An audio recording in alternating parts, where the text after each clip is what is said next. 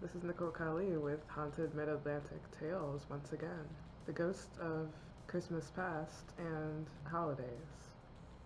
It is the solstice, the longest night of the year, and I figured that it would be a really good time to share the eerie tales of Virginia's history, New Jersey's history, Maryland, the DC area.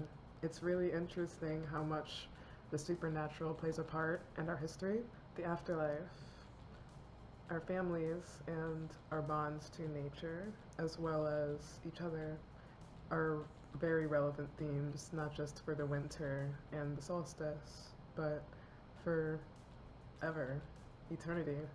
I think that is one of the reasons that spirits appeal so much to us, not just as a concept, but as an actual communicative being. There's a relationship between us and the other side. The Ghost of Virginia. Chapter 29. Shenandoah Valley Vignettes. The haunted streets of Harrisonburg. Houses near the campus of James Madison University in Harrisonburg have reported a number of psychic occurrences in recent years. In 2002, for instance, two classmates that lived on a house on Lawrence Street reported unearthly noises that caused them sleepless nights. They began as phantom footsteps steadily increased to loud poundings on the floors and the wall. And one night, one of the young men's CD players was on even though they weren't there. Now, vouch to the fact that I definitely left my CD player on, but if it turns on without you, then that's definitely weird. His roommate said it was stuck on the word 666. I don't know, but it's a cool story. Subsequent research uncovered the fact that an elderly woman that previously lived there had unfortunately fallen down the steps. Four co-eds told of a ventriloquist ghost in the house that they rented on Fairfax Street in Harrisonburg, and they heard their names being called by a voice that mimicked their roommates, but was not them. And when they appeared, they were shocked to hear it, because seeing no one there, the spirit, laughed at them. In addition, tenants before told young women that they felt pressure on top of them when they were laying down. On another occasion, when two friends came over one night and smirked at the thought of a ghost even being there, the candle suddenly fell off the counter. It wasn't a candle holder, mind you, stuck with a pin, but it somehow dislodged when it fell and rolled out in front of the guest, the TV set. One of the hostesses said that was totally weird, strange, because anyone human would have had to pull extremely hard to get the candle loose halfway, let alone at all. And in a house on the 1200 block of Clement Street on Harrisonburg, a young man said that they felt 3 separate times, when they were laying down, a cold gust of air, followed by pressure on top of their chest, and when they opened their eyes, they said that they saw a face standing over them. They closed their eyes, and when they opened them again, it was no longer there. Chapter 82. Animals sense ghosts. Can animals, especially dogs, cats, horses, sense the presence of ghosts when humans can't? Yes, according to parapsychology experts, and even some scientists, because there are legions of examples. Otherwise, fearless canines cringe and cower at the entrance of a particular room or staircase, an entryway of any kind, in a suspected haunted house, and refuse to go any further. Horses will stop dead in their tracks and refuse to move. Whinny, they're afraid. At a sight or a sound not heard or seen by the riders, but sensed by them, the horse. And cats follow the movements of something invisible with their eyes and their claws, with their fur on end. Dogs, too. And such behavior is, in fact, so well known that a traditional test of whether or not spirits exist in a house is to take those animals and observe their reactions. If they show fear, supposedly, then the haunting is real. And in his book, Animal Ghosts, author Raymond Bayless tells us of a case where a Skye Terrier was taken to a home, where there are strong indications of spiritual activity. The dog went to the foot of the staircase with every indication of friendship, as though someone known was standing before them or coming down the stairs. But when no visible person was there, the dog's reaction quickly changed to that of fear, and it slunk away with its tail between its legs, and sought refuge under a couch. Oh, I feel bad that they're using animals as tests, but they're the best guides for the spirit world. The Xolo dog of Mexico is the spirit guide. that should tell you something about the nature of canines and their connection to the supernatural. Now, Bayliss says that this incident is representative of the many cases of pests that gave MD indication of terror when in the presence of unexplained paranormal activity. And such reactions can safely be accepted as a fact, and even a general rule. Now, the above is a prelude to extraordinary demonstration of animals' ability to sense the supernatural, as was recorded in the Book of Great Mysteries. And on this occasion, many years ago, a psychic specialist was called to investigate a house just across the Southwest Virginia line in northeastern Kentucky. So technically it goes to Virginia. And on one room where a particular tragedy had occurred, was allegedly haunted. And this was before the present time use of highly sophisticated paranormal equipment. This was when we used animals to guide us. So the man brought with him a dog, a cat, a rat, and a rattlesnake. And according to the investigator's report, the dog was first placed 2 or 3 feet into the room and immediately barked at the owner, backed out of the room. And no amount of cajoling or convincing could make the dog go into the room. The cat was brought into the room and carried into its owner's arms and immediately leapt onto the man's shoulders and then leapt into the ground and ran. It spent several minutes hissing and spitting, staring at an unoccupied chair in the room until the cat was finally removed. The rat showed no reaction to whatever disturbed the dog or the cat, while the rattlesnake immediately assumed an attack position and focused on the same chair. And later, the animals were tested in a separate room, not suspected of being haunted. And they behaved normally and showed no signs of fear. And apparently the animals were reacting to some invisible presence in the first room, but in the second room, with no spiritual presence whatsoever. Chapter 98, A Trove of Eastern Shore Lore. The Ghost-Guarded Treasure. From Arthur Wilson, no history of Smith Island just off the coast of Creasfield could be complete without mention of Marmaduke's treasure. Now, Marmaduke Mister in the early 1700s owned about 250 acres that were west of Smith Island proper. And according to tradition, he was connected in some way with pirates and sea marauders, and he accumulated a considerable amount of gold and coins in the realm, as well as valuable items from pirates. And these he buried near his home. And afterwards he claimed that the treasure was haunted because it disappeared before his very eyes in quicksand, accompanied by ghostly screams and strange, ghastly noises. This evidently was his tale to keep others from looking for it.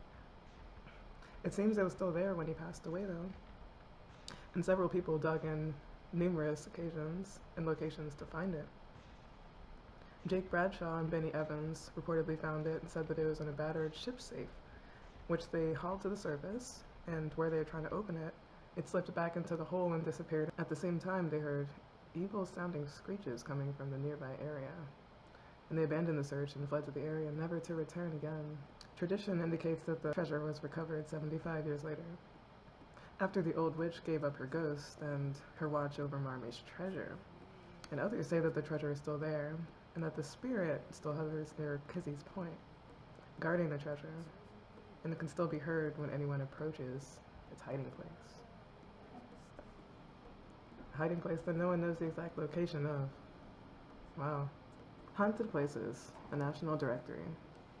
Delaware. Cypress Swamp Conservation Area. Locals call this burnt swamp because of a fire caused by an illegal alcohol spill in the 1930s. The fire is burned for 12 months. The area has always been considered out of bounds and home to mysteries that are best left unspoken before that.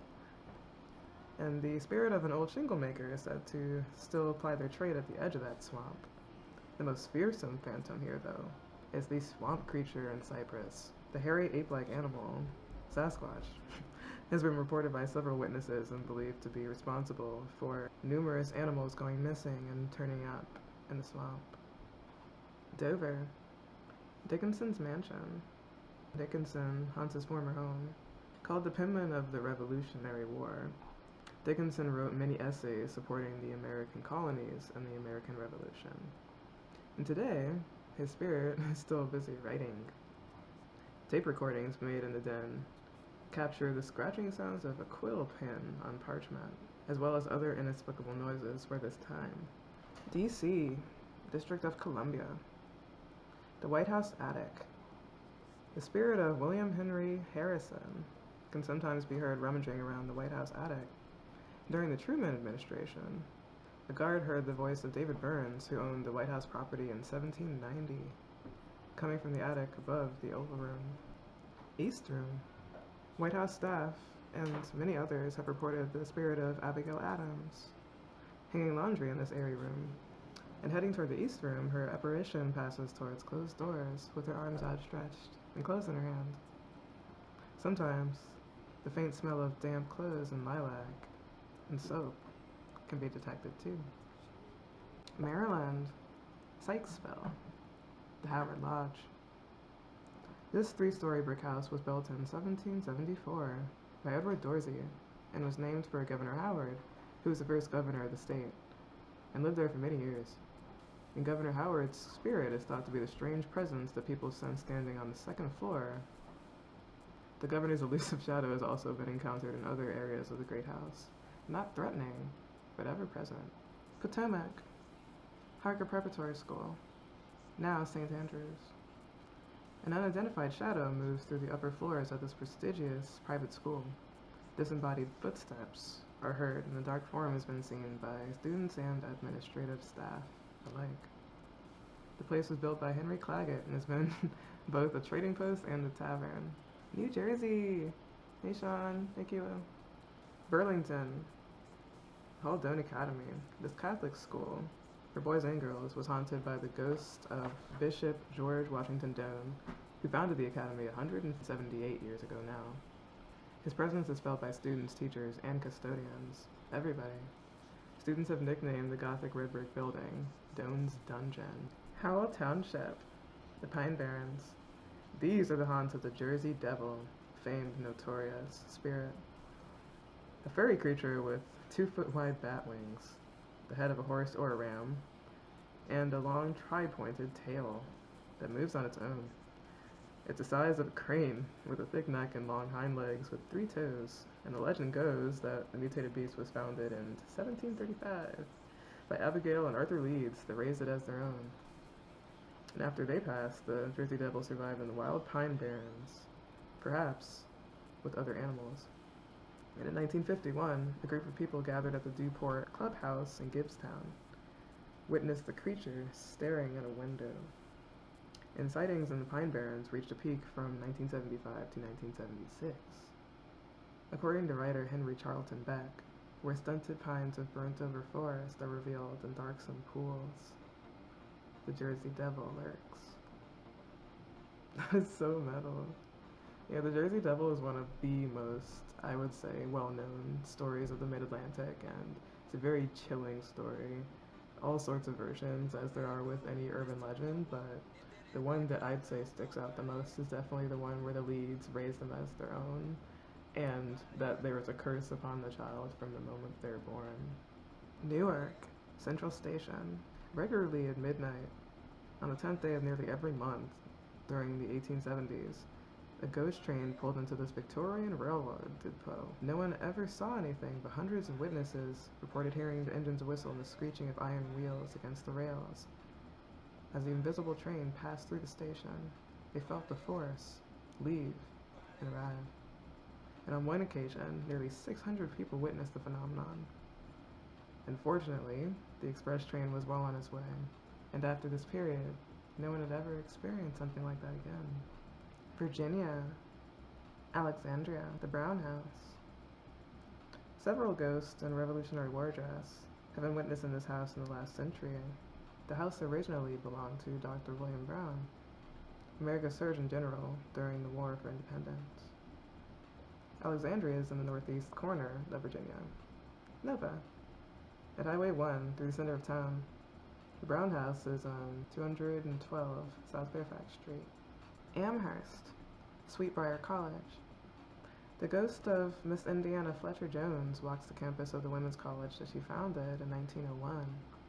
The shadowy form of Miss Indy is most often reported near the dining room and near the upstairs fireplaces in Mount St. Angelo. the Victorian mansion that was once her home. The college, Sweetbriar, is located 2 miles south of Amherst, in Sweetbriar, Virginia. West Virginia, John Brown's ghost. In Harper's Ferry, the white-haired ghost of John Brown walks alongside a black dog down the street here. They stroll past the storefronts to the door of the fire engine house, where they disappear. And John Brown's ghost is so real that some tourists have asked him to pose for pictures and speak his name. And the Kansas abolitionist brought his band of followers to Harper's Ferry to capture the Confederate arsenal and arm the enslaved Africans there. He took hostages and held them in the arsenal's firehouse, but 90 Marines under the order of General Robert E. Lee at the time broke into the building and overcame Brown and his band of followers. John Brown, his life was taken on December 2nd, 1959, a little over a year before the start of the Civil War. And Hog Alley, also part of Harper's Ferry National Park, is haunted by one of Brown's men. St. Peter's Catholic Church, the ghost of a priest disappears through a wall. And stone steps leading into that church actually are haunted by the cries of a child, sometime during the Civil War. Harper's Ferry National Park is located in Harper's Ferry, West Virginia. The site is just off of U.S. Highway 340, near the confluence of the Potomac and the Shenandoah Rivers. Haunted Virginia. Ghostly legends and myths. Lost in a cave, somewhere in Virginia. Along the New River in Virginia, a local man found a cave and entered it in the mid-1900s. He became lost and did not come out for several days, and upon coming home it was said that his hair turned gray from the experience alone. It was so frightening that he would never talk of what happened in the cave, except to say that no one would ever believe what he saw along the New River. Black dogs of Virginia. The black dog is a common occurrence in many hauntings. Many of the tales come from Great Britain, Scotland, Ireland, England, though they are a worldwide occurrence, trust me. Stories such as this are so common and ancient that they're in a class of their own in the spectral world. The form and identity differ. And apparitions of this sort might be distinguished from living canines by features such as their large glowing eyes, sometimes only one, in the center of their head. Their ability to appear or disappear out of the ground, between walls, out of thin air, with no heads, 2 heads, or 3, like Cypress, and their ability to change their size and their appearance at will. Black dogs go under many names depending on which county of England you're in, for example. In the north of England, in counties such as Yorkshire and Lancashire, you'll hear names such as Gytrash, Striker, or Bargust, because those are more influenced by Scandinavian Old Norse language. In East Anglia and Norfolk, you'll hear Black Shuck, Skeff, or Modidu. And in the south of England, you'll hear names like Yeth or Wishhounds. Wish because they're benevolent. And the origin of Gytrash is unknown, but Shuck can be traced back to the Old English Succa, meaning demon, while Bargust might come from the Germanic Bargeist, meaning the spirit of the funeral dog. The demon association is sometimes emphasized by devil dog or hellhound. Yeth means heath, while wish, in a similar vein, is an old Sussex word for promise or marshland, the moor. This name for the hound is widely used in Sussex, while the origin seems to be linked to hellhounds. But you don't have to go to the British Isles to see a black dog. There have been some of these reported in Virginia. There's a legend of one in Goochland, for example, that it's as big as a young cow as it roamed the entire county. Sightings were always reported near the State Farm to the entrance of Thorncliffe, and also near Chestnut Hill Bottom, unlike Black Shuck in England. This one has never portended the death of anyone. The last spectral dog story is set on the eastern shore, in the Seymour House in Accomack. An elderly auntie was visiting the house and grew ill there. A strange black dog that no one had known or seen before appeared mysteriously in the stairway, and for no reason that had been given. Someone at the household decided to attack it on the 4th step. The animal disappeared, and when they searched, they could not find it. The auntie passed away 4 days later. Had the animal been a warning or a guide to take her home? Whatever the reason, no one had ever seen the dog again. Next time you're traveling on the roads or anywhere in Virginia and you see a black dog, you decide to pet it. Don't be surprised if your hand passes through.